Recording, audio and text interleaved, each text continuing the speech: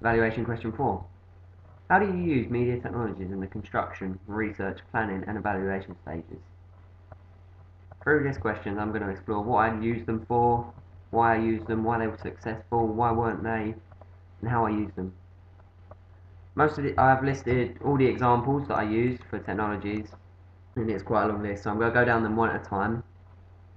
Starting off with YouTube. This is what I use to find all my music videos to research, as it is kind of the largest video website out there, and most music videos are put straight onto YouTube now rather than TV. Without YouTube as well, I wouldn't have been able to upload my videos up to YouTube to embed them into my blog, which is also the easiest way of doing it. I also use YouTube to look up the band, research them using interviews and that have been put up years before or even just last week. I found Syncopa was a website where you could set up image galleries and music players and then embed them onto your blog. You could also do much more, which didn't really interest me and wasn't really suitable for the product. But this is how I could show a flair of technology in my work. I use this in a lot of posts from music players, image galleries, video galleries, just wherever I could save room. Instead of putting loads of images on a post in Blogger, I could put them in Syncopa. I also use Prezi, and Prezi is an online program, sort of like a jazzed up PowerPoint, and it displays information a lot easier and a lot fancier than maybe just lines of text on a page. You can direct it around the page, you can create new shapes, you can put pictures in, put videos in, put absolutely anything in. I use this for my record label research, and it was quite different than using PowerPoint, to be honest. You have to get used to it. TimeRhyme is another online program in which you can create your own interactive timeline and embed it on your blog. I didn't actually use this one. This was used by my partner, Sandia, and we shared the timeline. This was used for the history of music videos, in which you can embed it into your blog, and then it is like its own separate thing. You can drag along, you can click on things for information.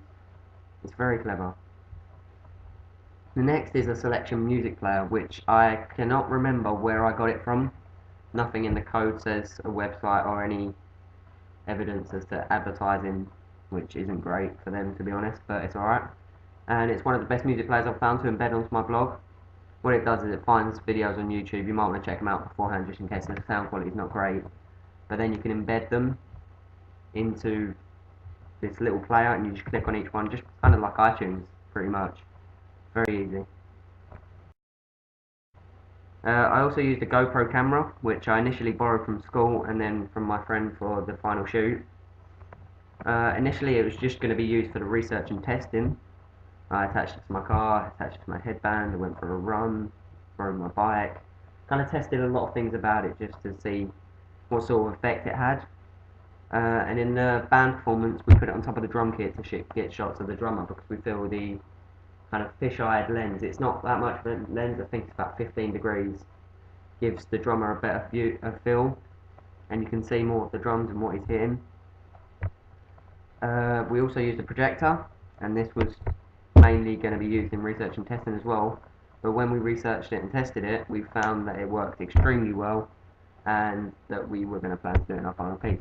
We initially done it on different projectors in school. We first started off with one in a classroom and one in the main hall, both different sizes, and in the end we found a portable one which I can move around and place wherever to use on our actor.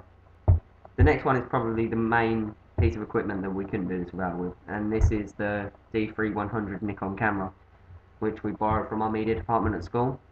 It films in 1080p at 30 frames per second, and it was pretty much used for everything in our research, planning, testing, and I think I even used it in my evaluation for a little bit.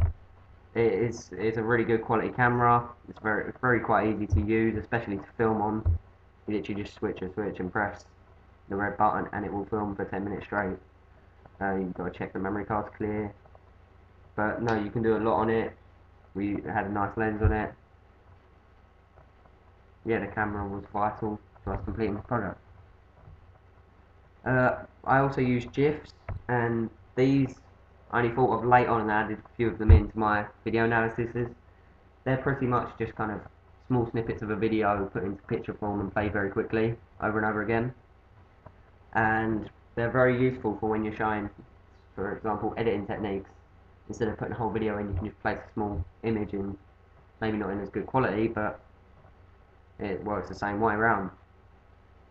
Embedded PDFs, this was used to attach our pitch into our blog to make it look nice and presentable. We had to look this up online because for some reason Blogger doesn't allow you just to embed PDFs straight away. We also used a Jessup's TP327 tripod. This was used for the front standing shots of the band where we kind of got every member in, and it was also used as a folded up makeshift Steadicam during the main performance. By folding it up and leaning it towards the back, you can get some sort of balance, and it's better than just holding the camera. This was also used for most of the planning and research and that we filmed, because, well, we kept the camera still for most of it. I used Adobe Flash for the MTV logo and the title. Adobe Flash is animation software, and it's very expensive, so I downloaded the trial. I have previous experience in it as I've done IT before, and currently doing IT this year. So for the MTV logo, I had to cut it out, and then I extended the bottom square and the logo to reveal the name of the song, and then squash back in. And the title was made up of many little blue dots, which appeared 2 or 3 at a time over a short 30-second sequence to build up the title of The Killers. This was quite time consuming, but overall I think the final title was very presentable and really has a good effect on the video. Adobe Premiere Pro is something we also couldn't have done this project without. Used for every video and planning, research and evaluation, and more importantly the construction of the final cut. Premiere Pro was a program that I was relatively new to. I had some experience in editing, so I knew basically my way around. There's some things that are different in Premiere Pro to, say, Vegas, but I got very used to. I got used to it very quickly, and I've got to be honest, I think I'm quite good at it now, looking at the video that we created. I also used Adobe Photoshop CS4. This was used to create Digipack and the magazine advert. I have Adobe Photoshop CS4, so I didn't have to worry about a trial running out. Photoshop is an incredible program, especially if you know how to get the most out of it, because you can literally do anything, cut things out, replace it, recolor. You can create what you want pretty much, and so to have this at our disposal, I think we were pretty lucky. We used After Effects to add the film colour look to the final cut. I have used After Effects before, but never to kind of add a colour look to it, and this was done by Sandia. I used an iPhone to edit my blog, as well as take images and videos of me and Sandia filming the final cut. All the behind the scenes were filmed on an iPhone, and using the Blogger app on my iPhone, I can also update my blog out and about instead of keeping having to open up a laptop.